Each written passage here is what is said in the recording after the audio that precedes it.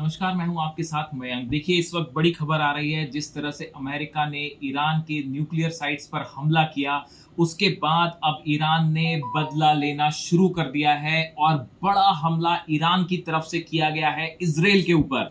देखिए, ऐसा ऐसा बताया जा रहा है कि 100 से ज्यादा मिसाइल्स जो है, सैकड़ों मिसाइल्स ईरान की तरफ से फायर कर दी गई हैं इजराइल के ऊपर। जहां जिन इस हमले में तेल अवीव में बहुत बड़ी तबाही हुई है। कई मिसाइल्स तेल अवीव में बिल्डिंग्स पर गिरी हैं।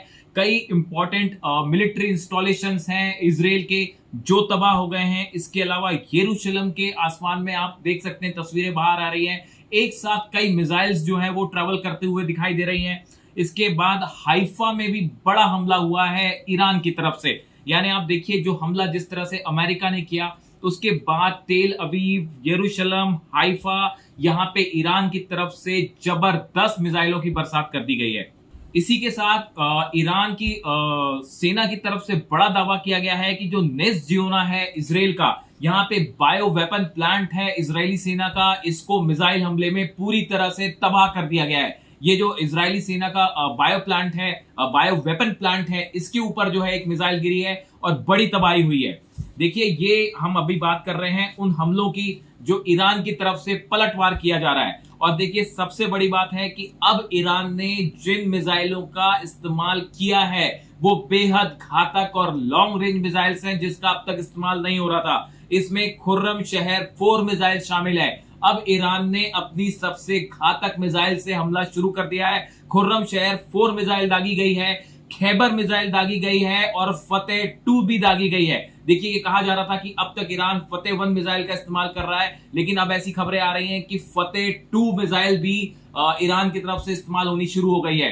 वैसी सेजिल मिसाइल है, ये मिसाइल है, हमने देखा था ये पीछे भी 2 दिन पहले भी ईरान की तरफ से फायर की गई और अब एक बार फिर सेजिल मिसाइल से बड़ा हमला हुआ है। देखिए, जिस तरह से सुबह आज हमले हुए, कल रात को हमले हुए अमेरिका के द्वारा फोर्दो में, इस्फहान में और नतांज में, उसके बाद एक बड़ी खबर निकल के आई है वो फोर्दो के बारे में। देखिए, ये कहा जा रहा है कि ईरान की तरफ से ये कहा गया है कि फोर्दो में जो एनरिच्ड यूरेनियम था वो वहां से हटा लिया गया था। देखिए, ध्यान से समझिए इस बात को। फोर्दो में जो एनरिच्ड यूरेनियम था वो अमेरिकी हमले के पहले वहां से हटा लिया गया था।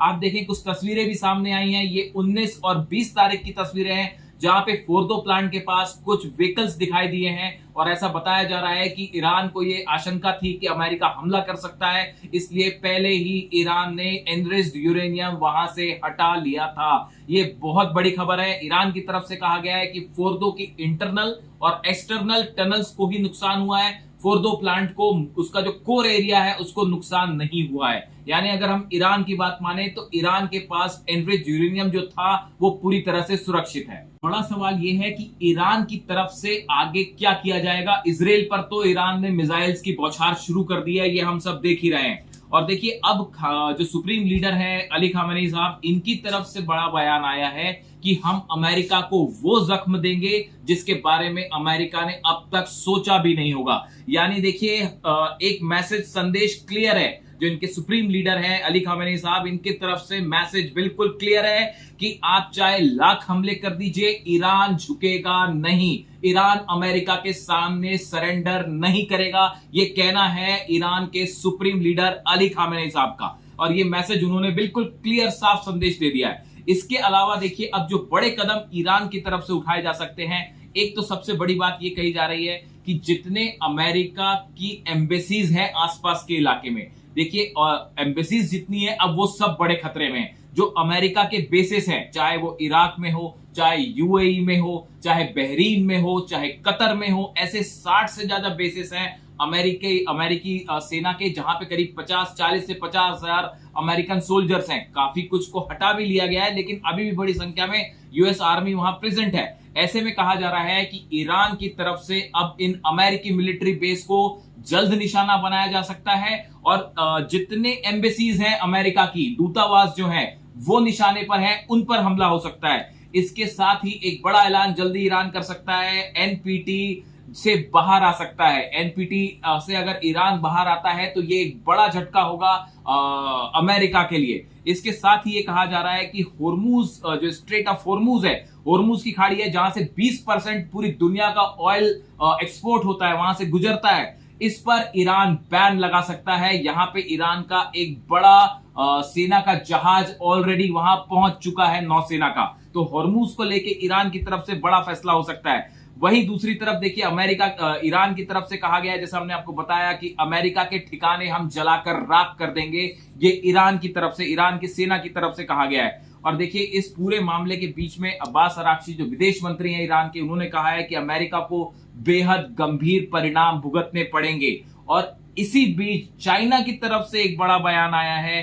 चाइना ने कहा है कि जो इराक वाली गलती अमेरिका ने की, इराक में जो गलती की, वही गलती ईरान में कर रहा है। अगर आप सोचते हैं कि यहां पे किसी समस्या का इतनी आसानी से हल हो जाएगा या हमले करने से हल हो जाएगा, तो ऐसा बिल्कुल नहीं है। ये चाइना का कहना है कि इराक में जिस तरह से हालात हैं, अफगानिस्तान में जैसे हालात हैं, वैसी हालात फिर से बन जाएंगे ईरान में। यानी चाइना जो है वो अब खुलकर जो है वो ईरान के साथ खड़ा दिखाई दे रहा है। अब इस पूरे मामले में रूस का रुख क्या होगा, ये बहुत गौर करने वाली बात है। देखिए रूस की तरफ से अभी तक कोई इस हमले को लेकर कोई बड़ी प्रतिक्रिया नहीं आई है। पुतिन ने कल कहा था कि अगर हमले होते हैं अमेरिका की तरफ से और न्यूक्लियर साइट्स को निशाना बनाया जाता है, तो ये बेहद खतरनाक होगा और कोई बड़ा हादसा हो सकता है। एक गौर करने वाली बात आप देखिए कि ये हमले हुए नातांज में, फोर्दो में, इस्फहान में, लेकिन जो बुशहर प्लांट है वहां पे अटैक नहीं हुआ है, क्योंकि बुशहर प्लांट में रूस के वैज्ञानिक भी हैं, रूस के साइंटिस्ट भी हैं, न्यूक्लियर साइंटिस्ट वहां प्रेजेंट हैं।